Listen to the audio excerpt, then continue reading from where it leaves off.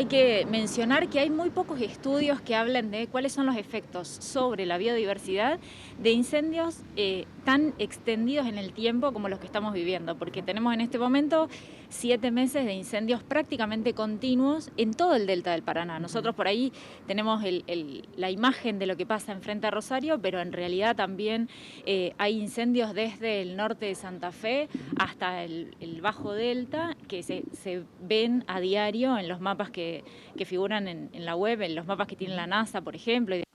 Y hay efectos que uno puede, igualmente, aún habiendo pocos estudios al respecto, tratar de predecir a partir de las especies que habitan el humedal, ¿no? Entonces, por ejemplo, si pensamos en animales, el efecto directo sobre los animales que tienen poca movilidad va a ser drástico, porque pensemos en los pequeños anfibios, pensemos en las ranas, los sapos, algunas iguanas que tienen poco rango de movilidad. El efecto inmediato del fuego es que se terminan muriendo, y ese efecto, si pensamos en la cantidad de superficie quemada que hay en este momento, es sin dudas un efecto que va a ser muy serio. Por otro lado, hay especies que se pueden mover un poco más. Entonces pensemos, por ejemplo, en las aves, que podrían escapar de algún incendio particular, de algún foco particular de incendio.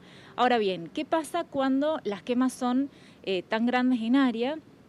¿Y qué pasa cuando en realidad les estamos quitando el lugar de nidificación a esas aves o les estamos quitando la posibilidad de alimentarse? Ahí, quizá en el plazo inmediato no va a haber un efecto tan drástico, pero en el mediano plazo el efecto va a ser serio sin lugar a dudas. ¿Por qué? Porque están perdiendo sitio de nidificación, están perdiendo fuentes de alimentación. Entonces, en mi opinión, el efecto va a ser sin duda serio. Hay que hacer estudios al respecto para poder hablar con más autoridad. Lo que sí tenemos son estudios que se han hecho, que ha hecho la gente, los investigadores de la Universidad de San Martín, Patricia Candus, por ejemplo, después de lo que fueron las quemas del 2008, que un poco, al igual que lo que está pasando ahora, fueron quemas muy extendidas en el tiempo, desde el mes de abril en aquel momento hasta el mes de agosto, con 2 picos muy grandes de quemas. Y lo que decían los resultados de esa investigación es que hay efectos sobre las comunidades vegetales que se ven alteradas en lo inmediato y que tienen dificultades para recuperarse en el mediano plazo. En este caso tenemos que hablar de los juncales, los totorales, por ejemplo, como de las comunidades más afectadas.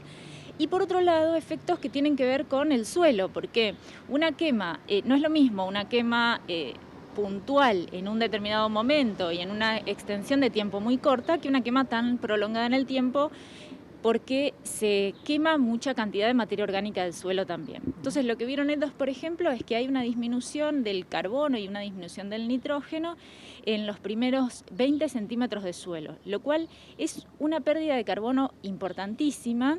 Y si lo pensamos en el contexto del cambio climático, por ejemplo, esa pérdida de carbono termina impactando en la atmósfera y termina liberándose más dióxido de carbono, que es un gas con efecto invernadero, o sea que terminamos incluso generando mayores problemas respecto de lo que es el cambio climático.